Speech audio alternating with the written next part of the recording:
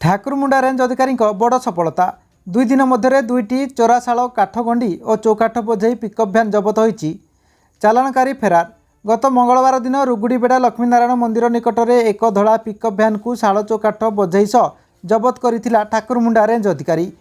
पुनर्बार बुधवार विलंबित राति चोरारे जंगलरू 8 खंड शाल काठ गंडी बोझाई कर नेउथुबा एक पिकअप भ्यान को ठाकुरमुंडा वन विभाग रास्तारू जबत करिछि। घटनास्थल चोर काठ बेपारी माने गाड़ी छाड़ी चंपड़ मारिछंती।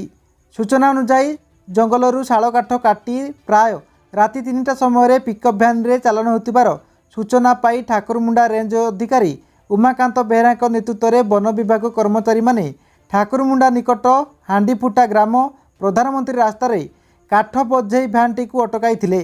भ्यान रे काठ गंडी थिबार देखि गाड़ी को जबत करी रेंज कार्यालय को अणाइथिला। जबत काठर मूल्य लक्षाधिक टंकार हेबो बोली वन विभाग आकलन करिछि। काठ गंडी गुडी को ठाकुरमुंडा रेंज कड़ईपाल ग्राम रांधासाही निकटरू चालन होतिबार वन विभाग जानिबाकू पाइछि।